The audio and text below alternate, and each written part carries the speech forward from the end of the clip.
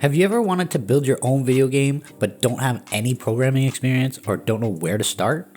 Fortnite Creative gives you the tools you need to build a game for free and you don't have to use any coding. This is great for beginner game developers who want to build their own games and potentially make a career out of it. There is also a platform on the computer called UEFN, which can take your creativity to the next level. But if you don't have a powerful computer, it might become difficult and frustrating to work with. So for now, we will base this beginner guide on Creative 1.0 on console or PC. There are a lot of tutorial videos out there from the past that are just simply outdated. Even the UI has changed recently, so I figured I would make an updated beginner guide for new creators in 2024. Old videos use the channel system, but it is no longer the main system for connecting devices. It has been updated to the event system or event binding system, which I actually prefer to use a lot more as it uses more proper terminology for video game development. I'm using a PlayStation 5 for this tutorial, so my controls might be a little different than yours. You'll just have to adjust accordingly. Most of the tool commands are displayed on the left-hand side while you are editing the island anyways. The first thing we're going to do is we're going to go down to the Buy Epic category and choose the Fortnite Creative mode. This will bring you to your Creative Hub. This is your Creative Hub. This is where you go to access all of your maps, and this is where you can create new maps. This portal here is where you're going to go to access your maps. You can use this console on the side here and it will bring up this screen. This is where you're going to go to access all of your maps. It will be blank when you first get to this screen if it's your first time, but this is where all of your islands you create are going to show up. You can rename islands, you can duplicate islands, and you can also remove islands from this screen. To create a new map, I use the R2 button. On this screen, you're going to have starter islands and template islands. To be completely honest, I've never really got into these template islands, but I guess they're kind of creative maps that give you kind of a starting point that Epic Games has created based on different common game modes to help you learn. Once your map is selected, you can enter this portal to go to your island to begin making your game. This is your new island where you can begin building your game right away. One of the first things I'm going to talk about is movement. You can walk and run around the map normally like in Battle Royale, but some islands are pretty big, so the best way to get around the island is to double tap the jump button and fly. To fly straight up, you can hold X, and to fly straight down, you can press in the right stick. Your flight speed control is on the left hand side and can increase or decrease your movement speed while flying. You can also use phase, which allows you to have no collision with any part of the map. There is another setting you can change from here called heat map mode. This is a heat map that shows memory usage around the map. As you can see at the top of the screen, you have your memory usage bar. This is very important to keep in mind when you place anything on the map, as it will add to your memory usage. This is what it looks like on a full memory map.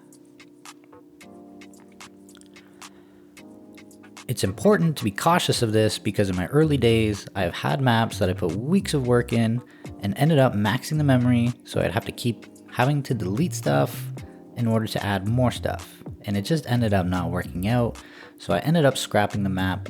So again, be cautious of the memory that you're using. Hopefully one day we will get another increase in memory usage. That's all for movement. Now I'm going to show you how to use your phone to manipulate and place down objects. You can press triangle to open up your phone. Once your phone is open, you can see that you can now select objects such as trees to place down on the map yourself. You can copy an object by pressing right trigger, and you can cut objects with left trigger to paste wherever you like. To paste the object back down, you just press right trigger. You can delete an object by highlighting it and clicking left on the D-pad. You can also select multiple objects by clicking right on the D-pad. When you copy an object or have selected an object from the creative section, which we will go through shortly, you will have other settings to manipulate the object. You can rotate the object with R1 and L1, and you can change the axis to rotate the object in a different direction by pressing right on the D-pad. There is a tool here called Grid Snap. What Grid Snap does is it helps with aligning things properly. If it's on Grid Snap 1, it will align things in more of a fixed position. But if you go to the Grid Snap 32 or set it to off, you can see that you have little to no limits on how you want to place the object down. You will find you will use different grid snaps for different scenarios. Another tool you will notice is called drops.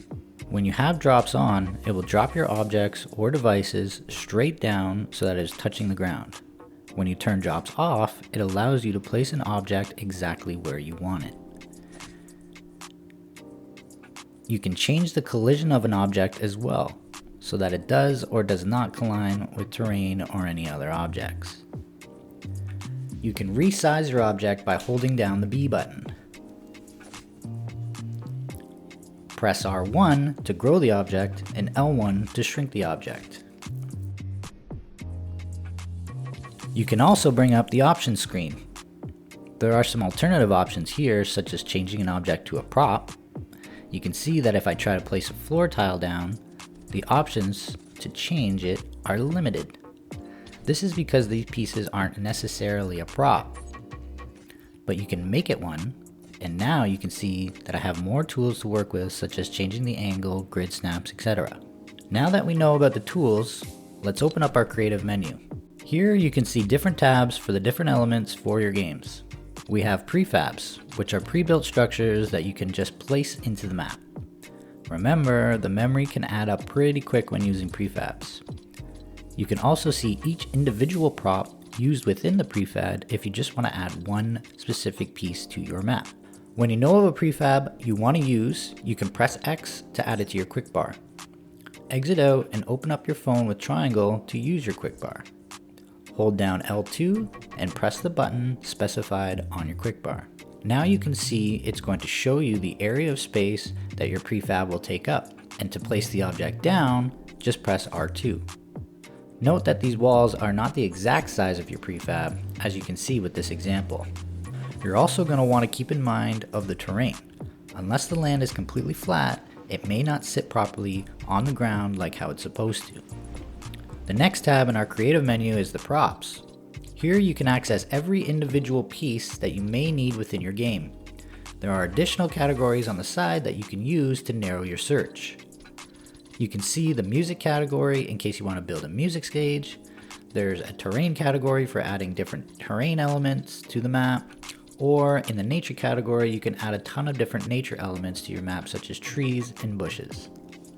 One thing that kind of sucks is that you can't necessarily search for a specific item.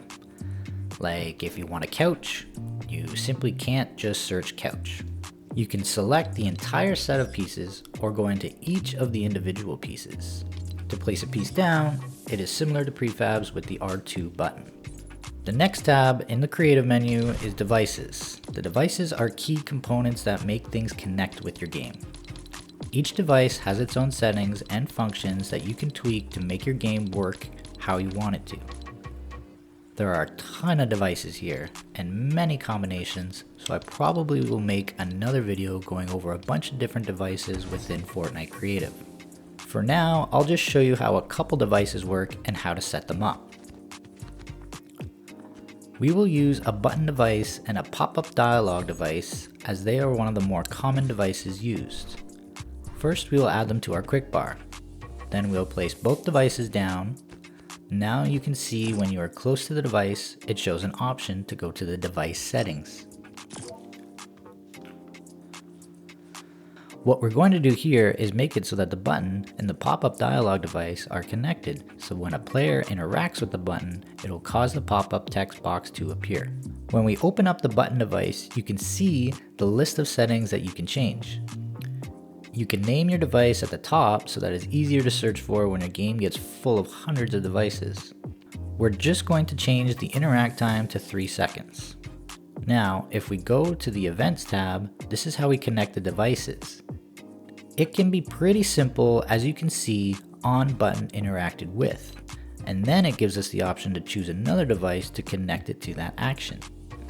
Choose the device and you will see a list of events you want the connected device to do, which in this case we want the pop-up dialog device to show message. Open up the pop-up dialog device settings and enter in a message that you want displayed. There are other options here, but we are not going to change any of those.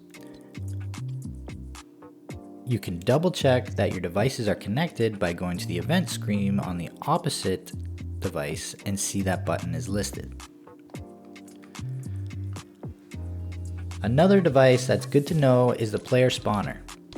I typically put this device in at the beginning of when I'm building maps so that when I go to test the map, I will spawn wherever I place the spawner device and also where the players will spawn when they first enter your game. So now you can see the button here. We'll interact with the button, and as you can see, our message was displayed.